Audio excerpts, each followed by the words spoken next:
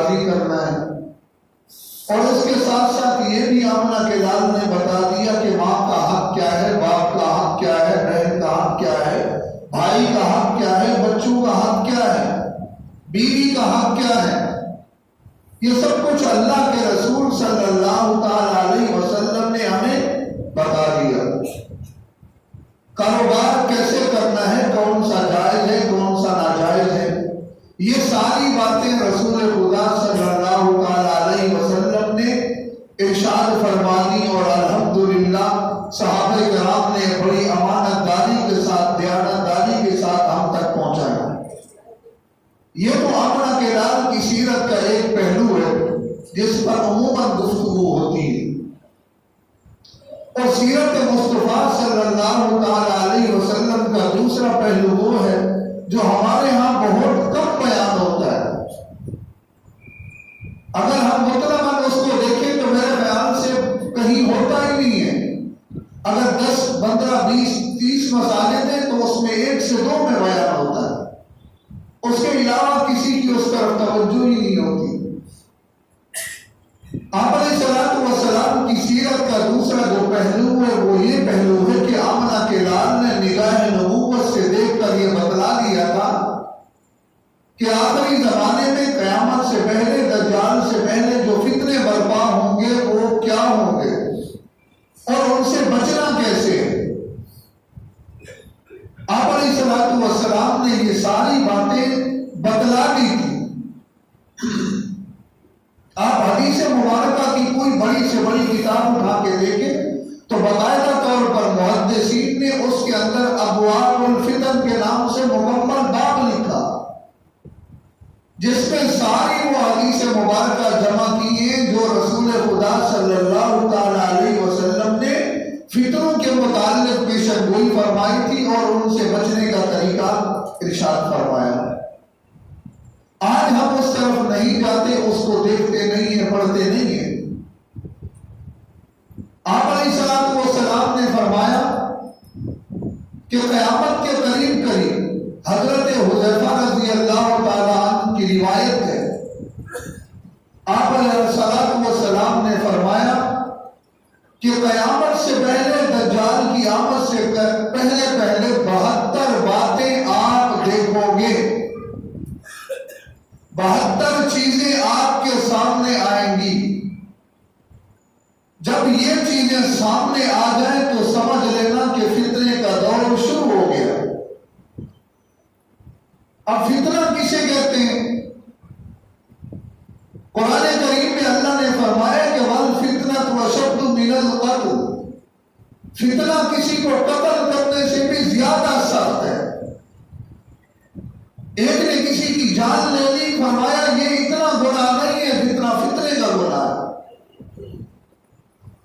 آج ہر ایک کی زبان پہ ہوتا ہے یہ فتنہ ہے، فتنہ ہے، فتنہ کہتے کسے؟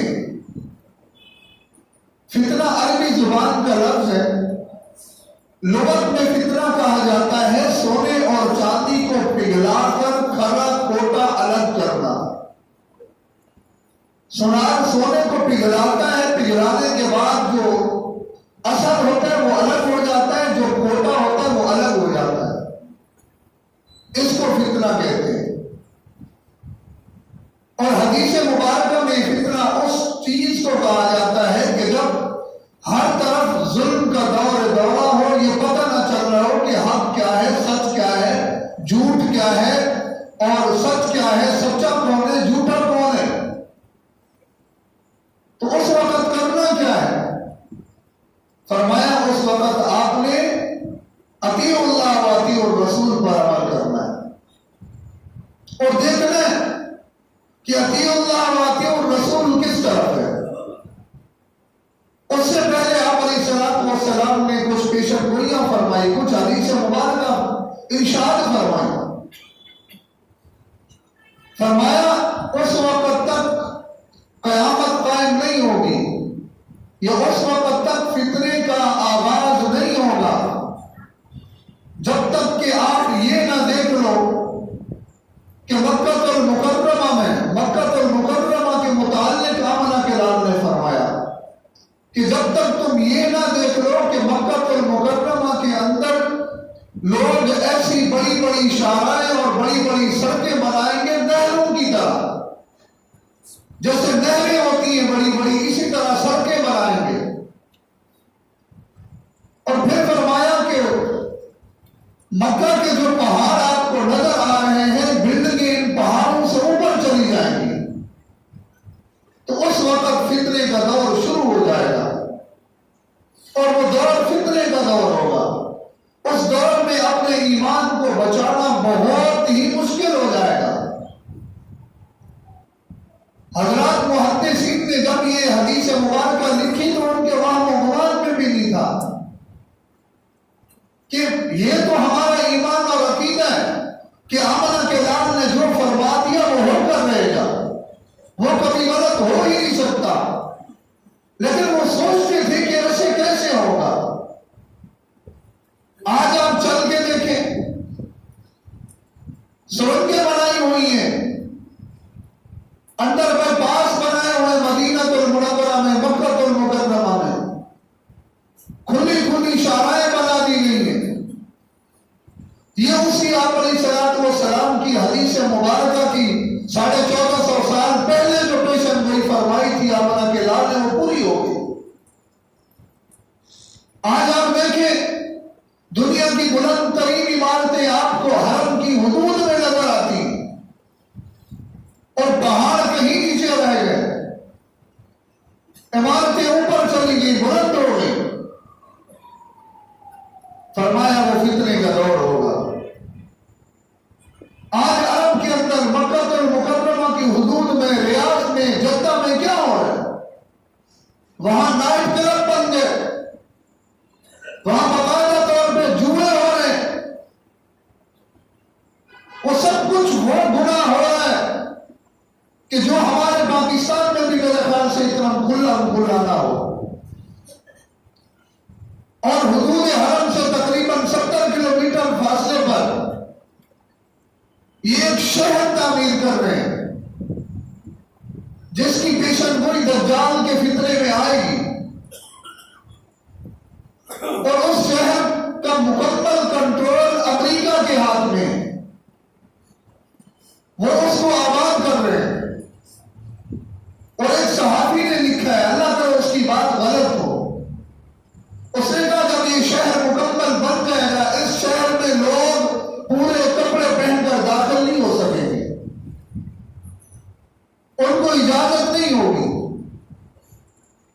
جو ان کی ترتیب ہوگی اس کے مطابق وہ داخل ہوگی۔ اسی طرح آمنہ کے لال نے دوسری پیشن گوئی فرمائی حدیث مبارکہ میں، فرمایا کہ جب حج عام ہو جائے اس وقت فتنہ پھیل جائے گا۔ صحابہ نے عرض کیا اللہ کے نبی حج سے کیا مراد ہے؟ آپ علیہ الصلوۃ والسلام نے فرمایا کہ حج سے مراد ہے قتل و غارت، قتل و غارت گیری عام ہو جائے گی، انسان کا خون، انسان کی قیمت مکھی سے بھی کم ہو جائے گی۔ آج آپ دیکھ لیں ہمارے سب کچھ سامنے ہے، ہمارے ملک میں کیا ہو رہا ہے، مسلمان امت جہاں جہاں مسلم ممالک ہیں وہاں کیا ہو رہا ہے۔ حالیہ دنوں فلسطین میں آپ دیکھیں، کون سا ایسا ظلم ہے جو نہیں ہو رہا، اور اجتماعی طور پر امت مسلمہ کی بغیرتی یہ ہے کہ الفاظ تک نہیں ادا کر رہے، بالکل خاموش ہیں ہم۔ وہاں بچے کا پیدائشی سرٹیفکیٹ نہیں بنا، ڈیتھ سرٹیفکیٹ پہلے بن گیا۔ ہم کس منہ سے کہتے ہیں کہ ہم رسول خدا صلی اللہ تعالی علیہ وسلم سے محبت رکھتے ہیں؟ آمنہ کے لال نے فرمایا کہ مسلمان کا جسم، مسلمان پورے ایک جسم کی مانند ہے، ایک جسم کی مانند ہے۔ جسم کے کسی حصے کو تکلیف ہو تو دوسرا حصہ محسوس کرتا ہے۔ اس کا مطلب تو یہ ہے کہ ہم پھر مسلمان ہی نہیں رہے جب ہمارے دلوں میں عزت احترام ہے ہی نہیں۔ آج آپ پر میری یہ فکر ہوتی ہے کہ میں کچھ کما لوں، میں کچھ کر لوں، اور پھر آمنہ کے لال نے جو کچھ فرمایا وہ سچ ہو کر رہے گا، وہ سب کچھ سچ ہو کر رہے گا۔ آپ علیہ الصلوۃ والسلام نے فرمایا کہ جب زمانہ فتنے کا قریب ہوگا تو مسلمانوں کی تلواریں آپس میں ایک دوسرے پر چلیں گی۔ فرمایا کہ وہ دونوں جہنمی ہوں گے۔ ایک صحابی نے عرض کیا اللہ کے نبی مارنے والا تو ہو سکتا ہے، مرنے والا کیسے؟ فرمایا بالکل وہ بھی ہوگا۔ صحابی نے عرض کیا اللہ کے رسول کیسے ہوگا؟ آپ صلی اللہ علیہ وسلم نے ارشاد فرمایا کہ وہ دونوں ایک دوسرے کے ذاتی دشمن ہوں گے، وہ دونوں ایک دوسرے کے ذاتی دشمن ہوں گے، ایک دوسرے کو مارنا چاہتے ہوں گے، لیکن مارنے والا جو ہے ایک کا دور پہلے چل گیا، اس نے اس کو جان سے مار دیا، تو اس لیے اصل میں دونوں ہی جہنمی ہیں۔ آج آپ دیکھ لیں چھوٹے چھوٹے معاملات میں چھوٹی چھوٹی باتوں پر ایک دوسرے کی جان لے لی جاتی ہے، اور مسلمان ممالک آپس میں ایک دوسرے سے لڑ رہے ہیں۔ جہاں لڑنا ہے وہاں ہم نہیں لڑ سکتے۔ اور کل میں نے خبر پڑھی، ہمارے صدر محترم حاجی عارف نبوی صاحب نے فرمایا امت مسلمہ کمزور ہے، امت مسلمہ کمزور ہے، لہذا امت مسلمہ کو طاقتور کی بات کو مان کر چلنا چاہیے۔ میں نے کہا اللہ کرے جیسے فلسطین والوں کے ساتھ ہو رہا ہے وہ صدر ہاؤس پر بھی ہو تو تمہیں سمجھ میں آئے، وہ تمہارے بچوں کے ساتھ ہو تو تمہیں سمجھ میں آئے۔ دیکھتے نہیں ہو ایک صحابی رسول صلی اللہ علیہ وسلم ہاتھ میں تلوار لیے کھڑے اکیلے ہیں، اس کے مقابلے میں 6-7 بڑے بڑے پہلوان ہیں، تو ایک صحابی نے کہا کہ بھائی ہم کم نہیں یہ زیادہ ہیں، تھوڑا سا انتظار کر لو، اپنے لوگوں کو آنے دو۔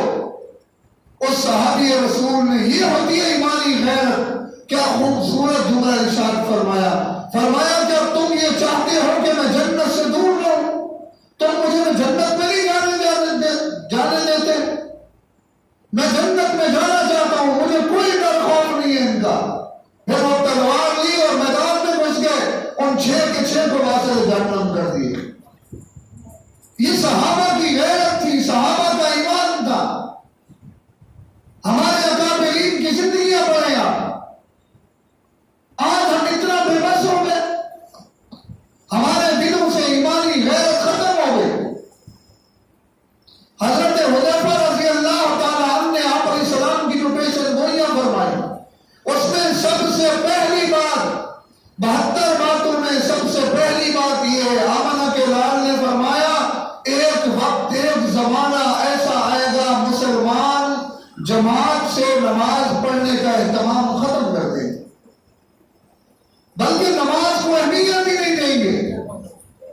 مسلمانوں کے نزدیک کاروبار پیسہ عام ہو جائے گا، پیسے کی اہمیت ہو جائے گی، بزنس کی اہمیت ہو جائے گی، نماز کی کوئی اہمیت نہیں ہوگی۔ آج ہم جب اپنے اندر جھانک کے تو دیکھیں کتنی آبادی ہے یہاں۔ فجر کی نماز میں ہماری حالت کیا ہوتی؟ 2 صفحے بھی مکمل نہیں ہوتی، 2 صفحے مسلمانوں کی مکمل نہیں ہوتی۔ کہنے کو ہم سب مسلمان ہیں اور ہم سب نے یہ امید لگائی ہوئی ہے کہ ہم سب سے پہلے جنت میں جائیں گے، اور ہمارا یہ بھی دعویٰ ہے کہ رسول اللہ صلی اللہ علیہ وسلم ہماری شفاعت کریں گے۔ صحابہ کے دور میں اسلام اور کفر میں فرق کرنے والی چیز نماز تھی۔ پتہ چلتا تھا یہ مسلمان ہے یہ کافر ہے، مسلمان ہے تو نماز پڑھے گا، کافر ہے تو نماز نہیں پڑھے گا۔ آج ہمیں بتائیں تو صحیح، ہم سوچیں تو صحیح، اگر ہم نماز نہیں پڑھتے تو اس کا مطلب کیا ہے کہ ہم مسلمان نہیں ہیں؟ یا اگر ہم نماز پڑھتے ہیں تو کیسے پڑھتے ہیں؟ اس لیے میرے بھائیوں سب سے پہلی آمنہ کے لال کی بات کیا ہے کہ نمازوں کا اہتمام چھوٹ جائے گا، نماز کو چھوڑ دیا جائے گا۔ آج فجر کے وقت بچہ اسکول سے 2 منٹ لیٹ ہو جائے تو باپ کا دماغ گھوم جاتا ہے، وہ ہاتھ اٹھانے میں مجبور ہو جاتا ہے اہلیہ پر، گھر والوں پر، کہ میں فیسیں بھرتا ہوں، میں محنت کرتا ہوں، اس کا مستقبل برباد کر دیا، لیٹ کر دیا، اسکول کیوں نہیں گیا؟ لیکن پورا گھر کا گھر سوتا رہتا ہے، کسی کو توفیق نہیں ہوتی کہ اٹھ کے رب کے سامنے سے داخل ہو جائے۔ پہلی پیشن گوئی کہ نمازوں کی اہمیت ہی ختم ہو جائے گی، اور پھر دوسرے نمبر پر فرمایا کہ جھوٹ عام ہو جائے گا۔ دوسری پیشن گوئی کہ جھوٹ عام ہو جائے گا، اور فرمایا اتنا عام ہو جائے گا، اتنا عام ہو جائے گا کہ جھوٹ بولنے والا فخر کرے گا، اور وہ یہ بات کرے گا کہ یہ تو میرا ہنر ہے۔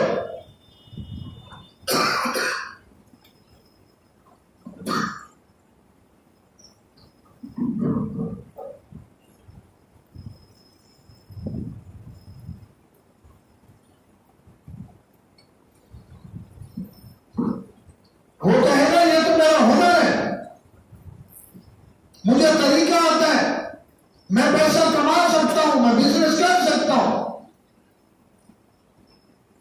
قرآن کہتا ہے جھوٹے پر اللہ اور اس کے رسول کی لعنت ہے۔ اور ہم کیا سمجھتے ہیں آج کہ جو جتنا بڑا جھوٹ بول سکتا ہے اس کو کہتے ہیں یہ کامیاب تاجر ہے، یہ کامیاب بزنس مین ہے، یہ کامیاب ترین آدمی ہے۔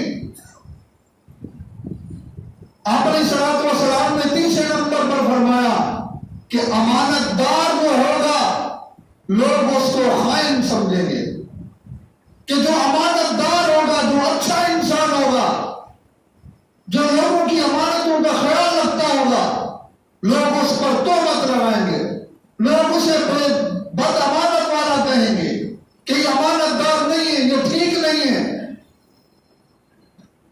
اور پھر فرمایا جو بددیانتی کرے گا لوگ اسے امانت دار سمجھیں گے، جو جتنا فراڈ کرے گا لوگ اسے اتنا بڑا اچھا سمجھیں گے، لوگ اتنا اس کی عزت کریں گے، لوگ اتنا اس کو مقام دیں گے۔ آج آپ دیکھ لیں، ہم ساری باتیں حکمرانوں پہ ڈالتے ہیں، ہم اپنے گھرباروں میں جھانک کے دیکھیں ہم نے کون سا اچھا کام کیا ہے۔ اور آپ علیہ الصلوۃ والسلام نے فرمایا کہ آخری زمانے میں جب فتنے کا دور ہوگا، فرمایا کہ جو بے غیرت قسم کا آدمی ہوگا، جو شریر قسم کا آدمی ہوگا، وہ زندگی ٹھاٹھ کیجیے گا، اور جو شریف اور نفس آدمی ہوگا وہ دب کر دیے گا۔ آج آپ دیکھ لیں، جو جتنا بے دین ہے، جو جتنا ظالم ہے، جو جتنا بڑا بدماش ہے، لوگوں کے حقوق چھین سکتا ہے، لوگ اس کی عزت کرتے ہیں۔ آپ علیہ السلام نے فرمایا کہ لوگ اس زمانے میں لوگوں کی عزت ان کی شرافت کی وجہ سے نہیں کریں گے، بلکہ ان کے شر سے بچنے کے لیے ان کی عزت کریں گے، کہ یار گندا آدمی ہے، اگر میں نے منہ دیا تو میں ہی گندا ہو جاؤں گا۔ فرمایا لوگ اس وجہ سے ان کی عزت کریں گے، ان کے شر سے بچنے کے لیے۔ یہ نہیں ہوگا کہ وہ عزت دار ہے۔ اور اس سے اگلی بات اور خطرناک فرمائی، فرمایا کہ اس زمانے میں جو دنیا کے سب سے ذلیل ترین آدمی ہوگا وہ اس امت کا حکمران ہوگا، وہ ان لوگوں کا حکمران ہوگا۔ آج آپ دیکھ لیں، جتنا بڑا بے ایمان ہے، جتنا بڑا فراڈیا ہے، وہ ہمارا وزیر اعظم ہوتا ہے، مشیر ہوتا ہے، کونسلر ہوتا ہے، ایم پی اے ہوتا ہے، ایم ایل اے ہوتا ہے۔ اگر کوئی شریف آدمی الیکشن میں لڑتا ہے اس کو ہروا دیا جاتا ہے۔ کوئی یہ سوچتا ہے کہ بھائی میں کچھ کروں تو اس کو پیغام پہنچ جاتا ہے، بھائی جان زندہ رہنا ہے یا جانا ہے۔ یہ عملہ کے نام نے بات ارشاد فرمائی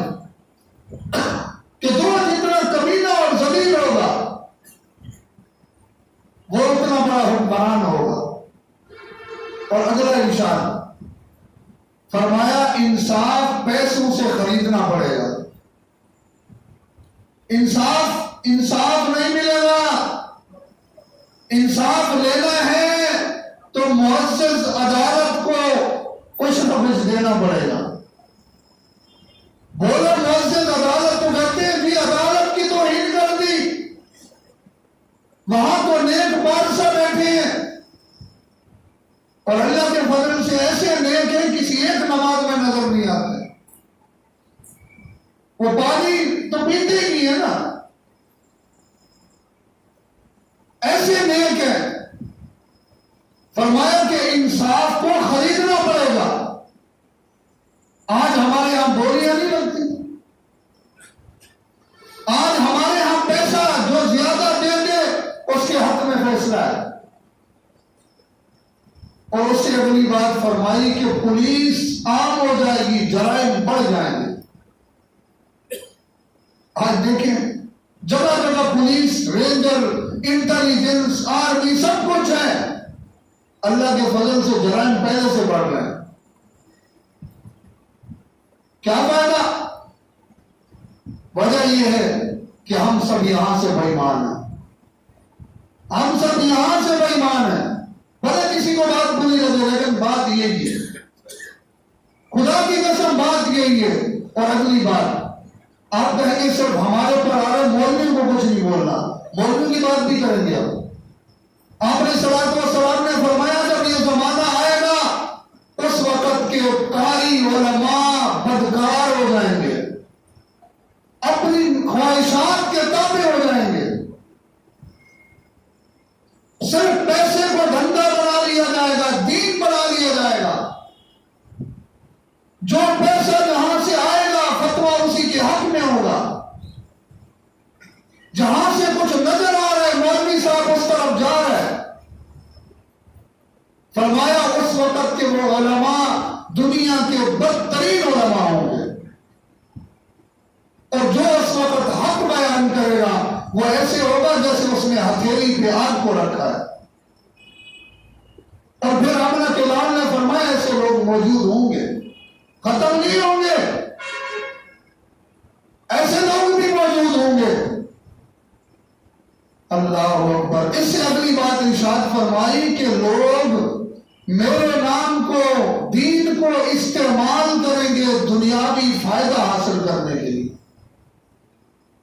دین سے کوئی محبت نہیں ہوگی, آمنہ کے لال سے کوئی محبت نہیں ہوگی, مسلمانوں سے کوئی محبت نہیں ہوگی. محبت ہوگی تو ڈالر سے ہوگی. اس کا دین, ایمان, سب کچھ پیسہ ہوگا. پھر بات کہہ دیتے ہیں نا, جب ہم کہتے ہیں کہ خدا را اطیعوا اللہ و اطیعوا الرسول کو سمجھو, اللہ اور اس کے رسول کے احکامات کو سمجھو, تو ہمارے بہت سارے دوست ناراض ہو جاتے ہیں. جی یہ کیسی بات کر رہے ہیں, آپ نے فلاں کے متعلق بول دیا. بھائی جان کوئی ناراض ہوتا ہے ہو جائے, کوئی فرق نہیں پڑتا. عزت ذلت میرے اللہ کے ہاتھ میں. کل قیامت کے دن سب سے پہلے ہم سے پوچھا جائے گا کہ مولوی صاحب ہم نے آپ کو دین دیا تھا, آپ نے کتنا اس پر عمل کیا تھا اور کتنا لوگوں کو بتایا تھا. یاد رکھیں یہ جو مراسی قسم کے لوگ حضور اکرم صلی اللہ علیہ وسلم کی نعتیں پڑھ رہے ہیں, ان کا کوئی دین میں ایک کردار تو بتاؤ, کوئی ایک کردار تو بتاؤ. ایمانداری سے پوچھتا ہوں, بڑے بڑے نعت خوان گھوم رہے ہیں, حضور کے نام پہ کھا رہے ہیں, آپ میں سے کسی نے کبھی ان کو نماز پڑھتے دیکھا؟